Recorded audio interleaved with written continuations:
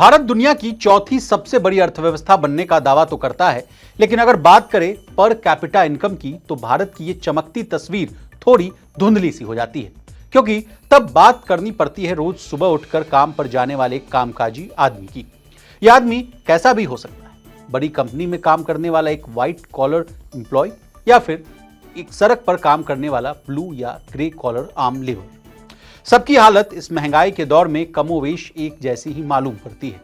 ऐसा मैं नहीं कह रहा हूं, बल्कि ऐसा कहना है प्रतिष्ठित अमेरिकी इंडिपेंडेंट रिसर्च फर्म और think tank ADP research institute का।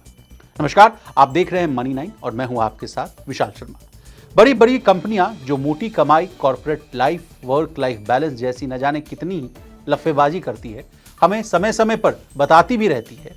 इन सब बढ़िया बढ़िया लफ्ज़ों के असल मायने बेमानी है, ऐसा कहना है America based independent think tank ADPRI का, जिसने हाल ही में अपनी report people at work 2025 public की, जिसमें उसने दुनिया के 34 मुल्कों के लगभग 38,000 छोटे बड़े नौकरी पेशा लोगों के डेटा के आधार पर ये बातें 2024 में लोगों को रिकॉर्ड तोड़ नौकरियां तो मिली हैं, लोग नौकरियां पा भी रहे हैं, कर भी रहे हैं, पर लोगों की रियल इनकम नहीं बढ़ रही और सोशल सिक्योरिटी, मेडिकल सिक्योरिटी जैसी बेसिक सहूलियतें भी लोगों को मुहैया नहीं और 57% लोग बस किसी तरह से अपना गुजर बसर कर रहे हैं। बाजार में नौकरियां तो हैं, पर सैलरी इतनी कम मिलती है कि रिपोर्ट बताती है कि हर 4 में से एक आदमी को दो नौकरियां केवल अपने बेसिक एक्सपेंसेस को कवर करने के लिए करनी पड़ रही है। यानी एम्प्लॉयमेंट के साथ भी लोगों की फाइनेंशियल वेलबींग सही नहीं हो रही।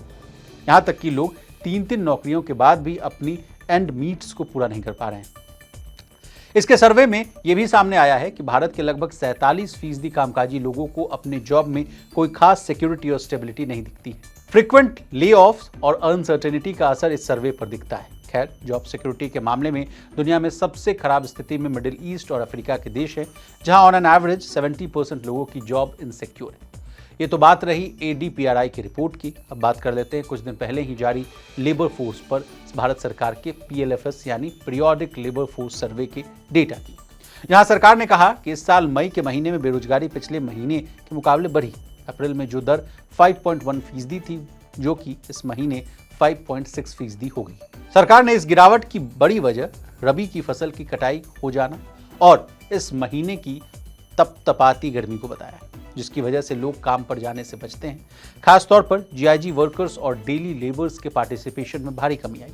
तो कुल मिलाकर लोगों की नौकरियां जा रही हैं, उनके पैसे यानी रियल इनकम कम हो रही है और हम विश्व की चौथी सबसे बड़ी अर्थव्यवस्था बनने पर अपनी पीठ जो है थपथपा रहे हैं। अब सरकार बहादुर भी क्या करे, लोग डिग्रियां लेकर बैठे हैं पर उनकी एम्प्लॉयबिलिटी पर क्वेश्चन मार्क लगा हुआ है।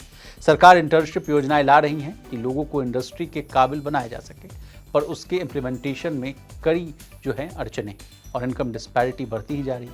अब ऐसे में आम आदमी, एक नौकरीशुदा और आदमी को खुश होना चाहिए, ये एक बड़ा सवाल है। आपके, हमारे समाज के और सरकार के सामने भी एक बड़ा सवाल है। तब तक के लिए आप अपनी जेब का ख्याल रखिए। फाइनेंस और बिजनेस से जुड़ी खबरों को आप सब्सक्राइब करें और देखते रहें मनी 9।